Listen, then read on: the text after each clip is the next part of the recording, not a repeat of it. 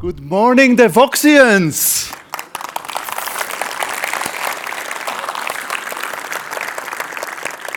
Welcome to the 18th edition of Devoxx Belgium.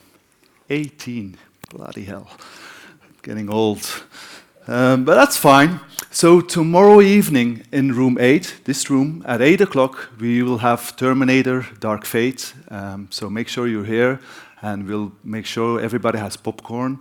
But we, as a developer community, need to make sure that Skynet is really not a monster, right? So we need to make sure that we still control all of this AI that's happening, etc.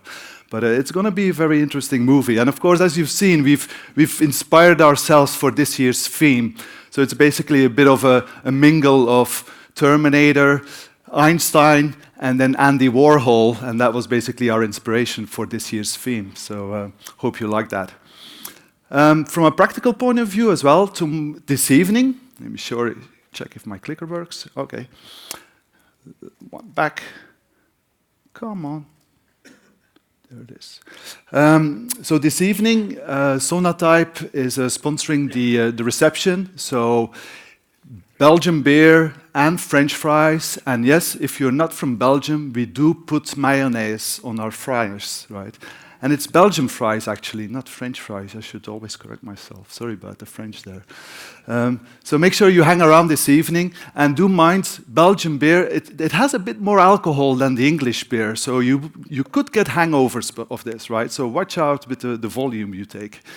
So that's this evening. So what I want to do is just give you a bit of an update and show you Devoxx by numbers. Because we've got really it's a really huge community, Devoxx. And I don't know if everybody knows this, but we actually have more than one Devoxx. Yes. In total, every year, we organize, together with a huge community, 21 different events around the world. And of course, we have the 6 Devoxxes. France, a lot of people from Devoxx France are here as well. UK, with my partner in crime, Mark Hazel. But Morocco is, for example, next week. Ukraine was just last weekend. So it's becoming a really substantial number of events. And we were always afraid that actually these events would cannibalize each other, right?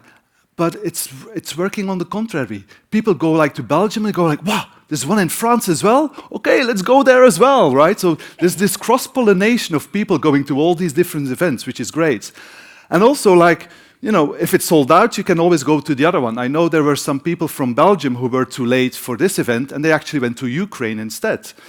And we have lots of Vox days as well. Again, that's together with Mark that we try to coordinate this. But these are all, a lot of Java user groups are behind this, running their local events, using the Vox Days brand to actually get some excitement and some developer events in their city or even country. I mean, there's like Athens and Thessaloniki, where this is basically one of the next Devoxxes in the making. The idea is that if they reach 1,000 attendees, they can actually rebrand it to Devoxx if they want. One location which I'm personally very proud of is Vox Days CERN. So Jao and Derek, they told me, they work at CERN, they told me that Vox Days CERN is the biggest IT event at CERN. Can you imagine that? And that's like, if you're a Catholic, you go to Lourdes, right?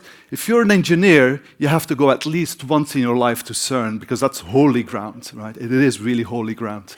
So that's a nice experience. And I think CERN is going to be, again, we can only do it every 2 years, because the agreement I have with them is that, okay, you can do a Vox Days, because they wanted to do this, but I said on one condition: we need to be able to go underground and touch the Holy Grail, right? I mean, so that's why we can only do it every 2 years, because they go into maintenance mode every 2 years. So make sure to actually check out these other events, even in Melbourne and Sydney. We have now one. If Chris is watching the live feed, Chris Tallinger, we even have an Unvoxed in Hawaii, right? Don't tell your wife that or partner that it's, you know, for surfing. It's an IT serious conference, right? It's really programming, it's hard work, or your boss, right?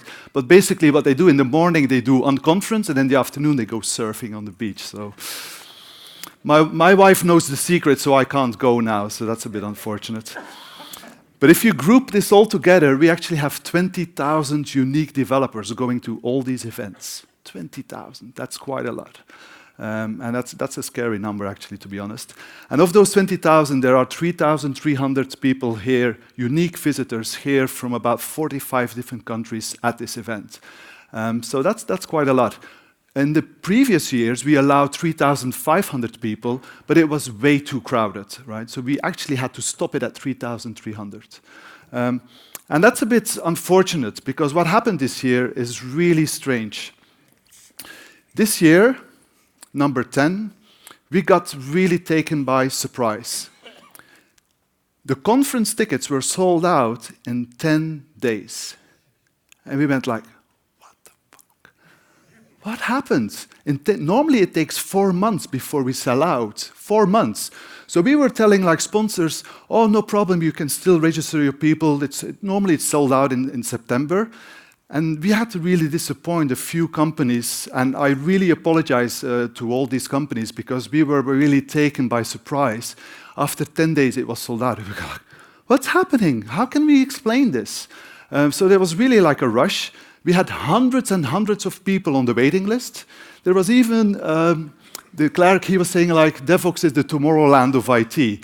If you're not from Belgium, Tomorrowland is this big DJ type of event, and it sells out really fast as well.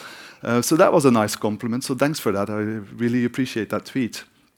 And then we also have combi tickets, and the combi tickets were sold out after 27 days.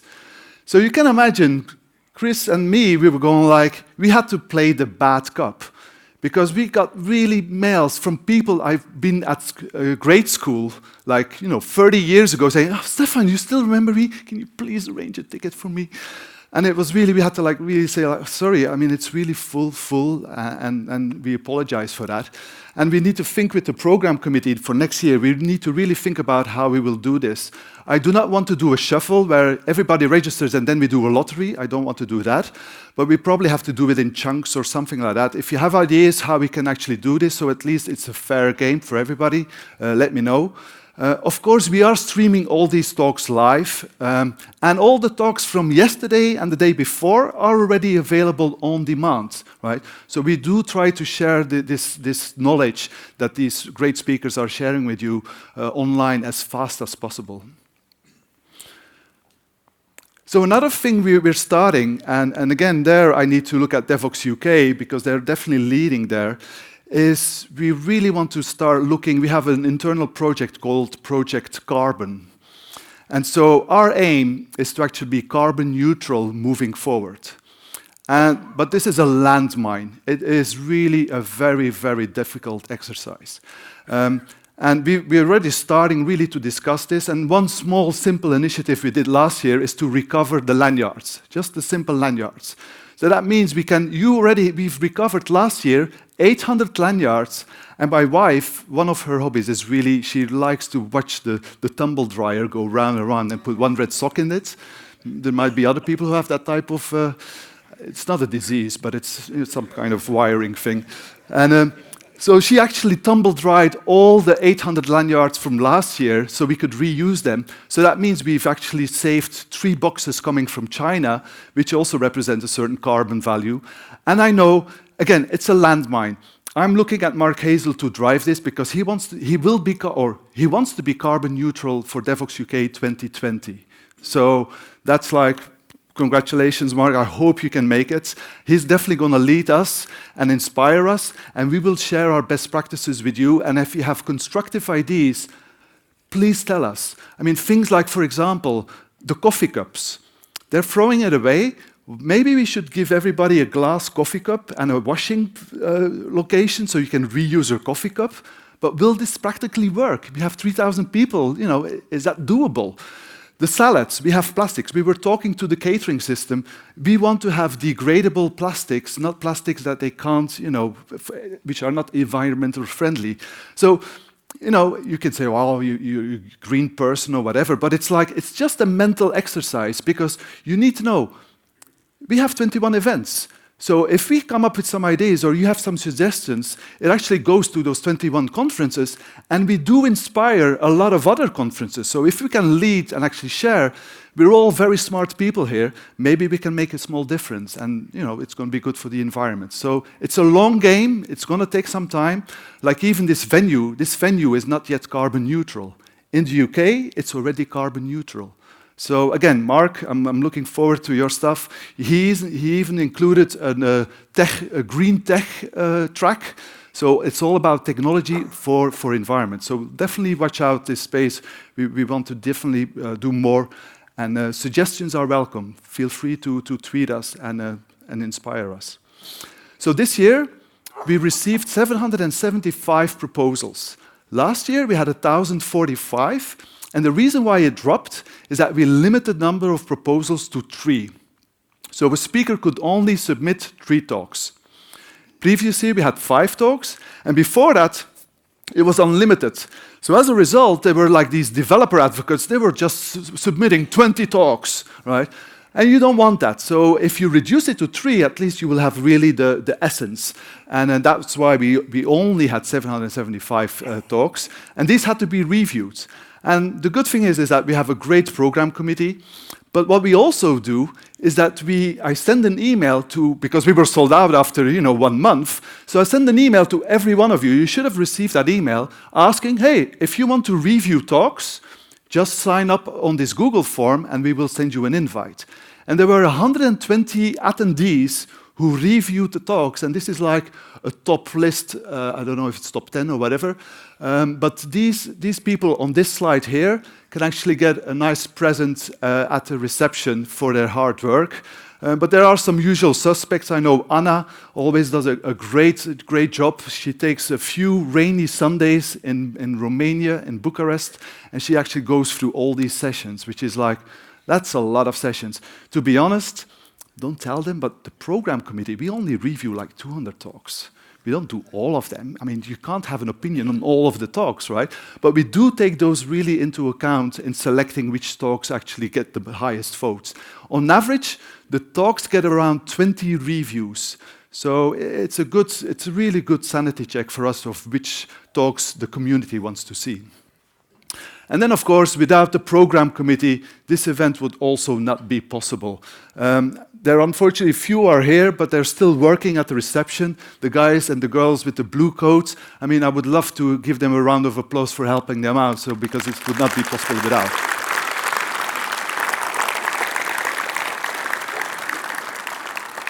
It is really a community effort, and they're all developers as well. I mean, it is from developers for developers, and that's why I think our content and the atmosphere is really coming from the heart.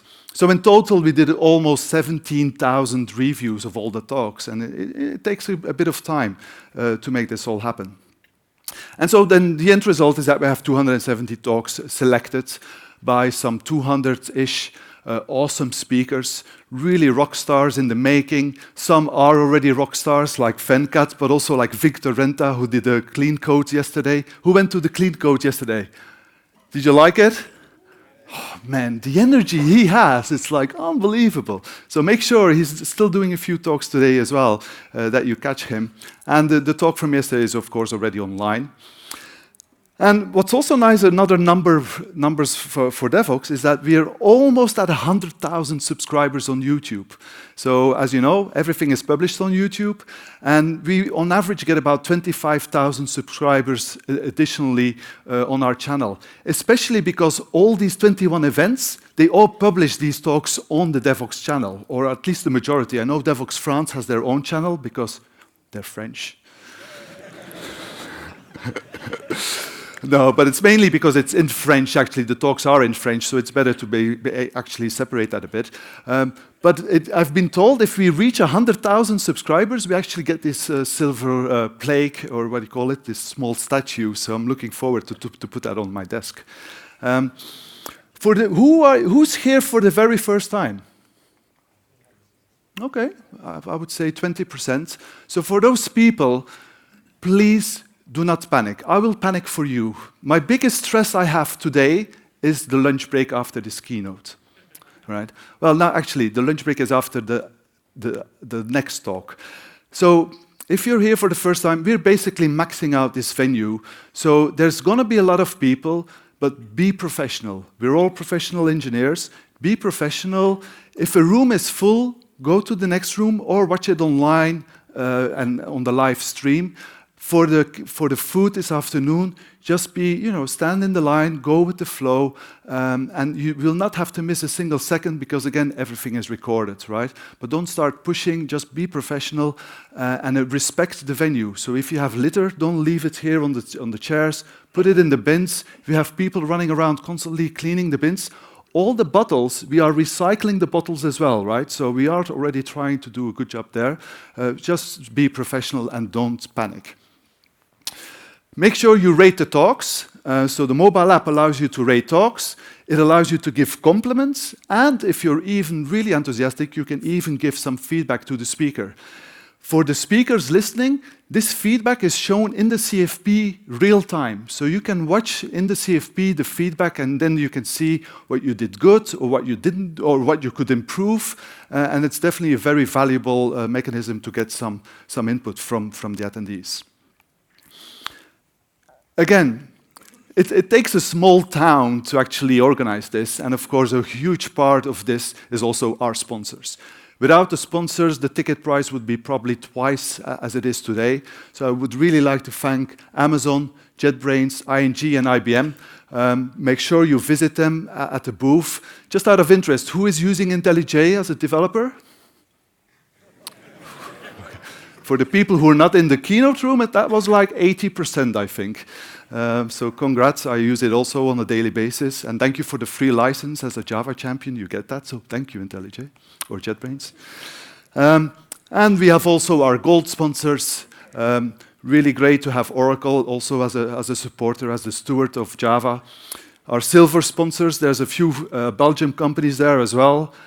And then, of course, our bronze sponsors. And the registration is done by Alfaio, Celestino doing a great job and also creating his startup now, and Sonatype, as already mentioned. There's quite a few sponsors there who actually, they were like at Devoxx France for the first time. They had such a great time, and then they want to go to the other ones as well. So you have this really cross-pollination, even from a sponsor's point of view, which is awesome. So thank you for that. A big, big shout out to these, is it 9, 10 companies? These are the companies with the most attendees at this event. Now, it's a bit polluted, this slide, because I know, for example, there's a company in Antwerp, Access. They would probably be on this list with even more attendees, but we dropped the ball in communication, and they were then too late because of us, so I apologize for this. So by this, I hope everything is fine now. But, CM is here with 56, and there's a specific special person from CM here as well, which is great that you're here, Koen. But like Bold.com, Colroy, Topdesk, a lot of usual suspects. They send a lot of people here, and they just come here for team building, and it's a great experience, the Belgian beer, and go out, and it's one social event throughout the week. So thank you for your support if you're one of those companies. I'm not sure if you need to change it, but like 113 from one company, that's a lot. So maybe we need to reduce it and only allow 50 per company or things like that, so we have more spread. I would love to hear your thoughts on that, and please ping me on Twitter if you have any ideas. Almost wrapping up. Let me just get one drink.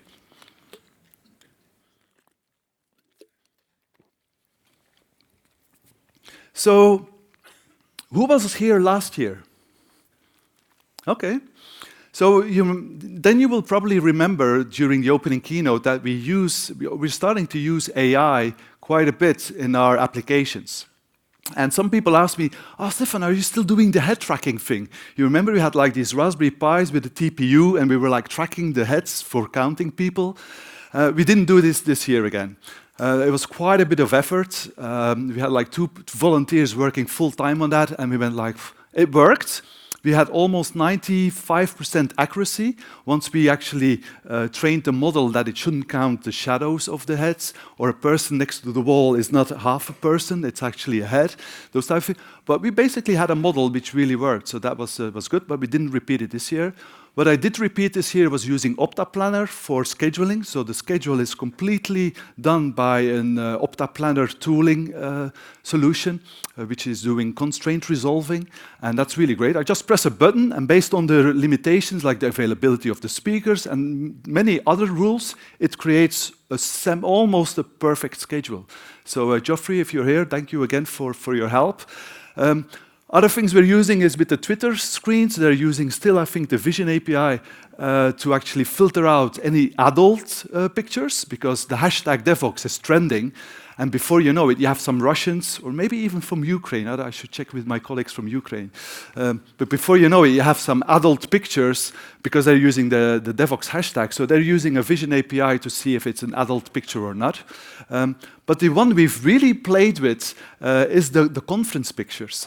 So that one we mentioned last year. So on Flickr, we have thousands and thousands of pictures from all these events. I think about, for this event, Dimitris, you'll have probably 3,000-4,000 pictures for the whole week. And then he edits all these pictures one by one, by the way. So that's like amazing. And then he puts it on Flickr, and then it stays there. And it's copyleft. Everybody can, if you're on that picture, you can use that picture for your avatar or for a poster or whatever. Anybody can use the pictures. But for me, as an organizer, I want to have the pictures, for example, from Brian Getz or from Venkat. And so you need to start searching for that, and that's quite a bit of work.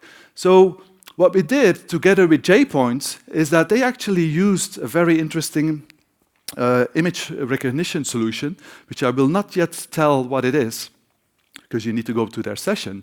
But basically what we do is that I send the avatar image of that speaker to their serverless endpoints, and each face has a unique number, so to speak, like a fingerprint number, and it will return all the pictures on Flickr with that number. And so for Venkat, for example, it will just return all the pictures from Venkat, but the problem was, for Devoxx UK, they had Venkat also on the theme poster. And the theme poster was shown behind the speakers. So for Venkat, I not only got quite a lot for Devoxx Belgium, but I got all the pictures from Devoxx UK with Venkat behind the poster, of course. So I had to filter that out. But it's working so... We were playing with this with the program committee, and look, I'm getting goosebumps. It's scary. It was really scary. And there were some situations where you're like, how the hell could he find it? Or he, she, I don't know what it is. Like, so for example, Louis, he's one of our team, and he works for Gradle. Had to say that. So there's more to life than Maven. There's also Gradle. But Louis, he's part of our program team, and he photobombed last year our ritual where we actually eat pizza. Let me see. Yeah, there it is. And the system actually found this picture based on the face that I sent. So that was his face that I sent, and he found that picture. I was like, what the hell? How's that possible? Right?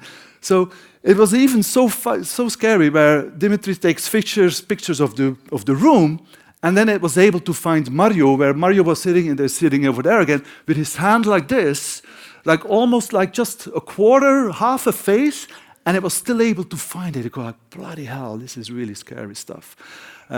So if you want to know more about this, there's actually a talk after the keynote by our friends of JPoint, Tim and Roy, and I believe it's in room 3. So make sure, just flood that room. They're going to talk about the technology behind it. You do not have to be a PhD in mathematics, but it's a really interesting solution that you could very easily use yourself for all kinds of technical solutions. So make sure you watch out for that. So that's it. That's Devoxx by numbers. So I would like to wrap up. I still got 7 minutes. And so last year we had James Gosling here from Amazon doing some nice announcements of Corretto. And of course, as you know or don't know, Oracle is the steward of Java. And because Mark Reynolds didn't get here, he's quite a bit busy, I've heard, I did invite George Saab to be on stage here. And George, welcome to Devoxx Belgium. You've got a few words to say. Yes, thank you, Stephan. Good to be here. Welcome, George. Guys, come on. Here's your clicker. Yeah, so as Stephan says, Usually Mark Reinhold is here to kind of tell you what's going on in Java. This year, there's actually so much going on that Mark wanted to stay home and work on those things. That's great. Yeah, and so, the honor falls to me to be here and kind of give you an update of what's going on in the Java world. Now, I will say, I know there's quite a history of Oracle execs coming in, being in the keynote at Devoxx and doing really badly. So that's why you only get 5 minutes, so, right? So I thought I would be really, really brief. So this is sort of the Twitter version, 280 characters or something. So in any event, I would say that there is a lot that has been going on. Now, a couple of years ago when I was here last, most of what we were talking about were things that were coming, right? So we were talking about the change to the release cadence. Yeah. And we were talking about the introduction of the subscription for long-term support. Yes. So I'm really pleased that now I don't have to talk about those things because we're pretty much by that and everything is working like clockwork, right? Nice. Yeah. Yeah. Okay. I mean, what version are we at now? Is it 14, 15? Yeah, it's going so fast. So it's like 14 early access builds Yeah. are available and 13, of course, is out. All right. So let's see. Yeah, you need to, I'll help you because You can it do looks that, like the thanks. signal is a bit.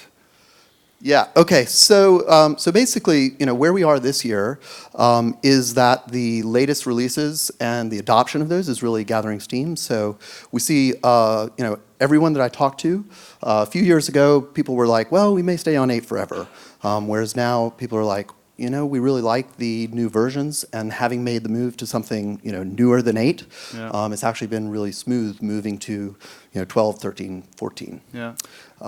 Okay. Well, we still got 4 minutes, so I want to quickly survey.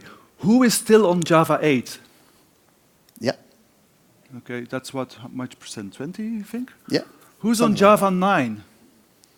Well, I think What? So basically, let's remember, 11 is the new 9. Yeah, but I'm right? building up, right? But who's still on Java 9? Like, nobody, right? So And that's good. Okay, great. Java 10? Nobody? Just one. Java 11? There we go. 15%? Yeah. Java 12? 2? Java 13? We get a few Where's out the there. rest? We're still missing some. All right. Well, so how many people are using 14? 14? There we go. See a few down here in front. Java 7? oh, sorry about that. You Java want- 6? If you're raising your hand, you should leave this room if you're Java 6, seriously. Oh, I see a couple in the back walking Yeah. out there. Okay. Good. So I'm also really pleased to say that we've had tremendous demand for our support offering from Oracle. And this is really important, right? Because this is basically how I pay Brian Get's salary. So keep that in mind. We've seen many thousands of people signing up, from the largest organizations to small and medium businesses to individual developers. Yeah. And in fact, for an individual developer, it's less than the cost of a cup of Java per month Nice. to subscribe. Which is pretty good because you Yeah. want to have your Java and you want to have your Java. So show your support there, right? Okay, and then I think one of the things we're really pleased about with the new cadence is that the feature pipeline is really stronger than it's ever been. So for us, having a regular cadence like that means that we don't waste a bunch of time on planning and replanning. We basically know what the plan is, and so instead we can focus on things like Loom, Panama, and Valhalla. Yeah. And basically we're seeing that things are coming out from those projects and they're starting to bear fruit. Yeah. And like fibers, is that part of Loom? Or? Yes, Yeah, that's right. yes, yeah. Oh, Okay. There it is. Yeah. And then the next bullet, I wasn't sure I should include it, but hey, it's a positive thing, right? I think it is a positive thing. From what we've seen here, from the strong support of the subscription, we're doing a bunch of hiring all over the world. So Java is not dead. Java is very much alive, and if you want to come and help us make sure it continues to be, then we're happy to talk to you. And you have a booth in the exhibition hall, so people can check it out. Okay, and so instead of going into a bunch of detail on these, there are some wonderful sessions at this conference about that from people on the Oracle Java team. So here's a few sessions you can go and look at, and please enjoy those, whether here or afterward streaming. Yeah, absolutely. And we appreciate it, and I hope you have a great conference. Great. Thank you, George. Thank you.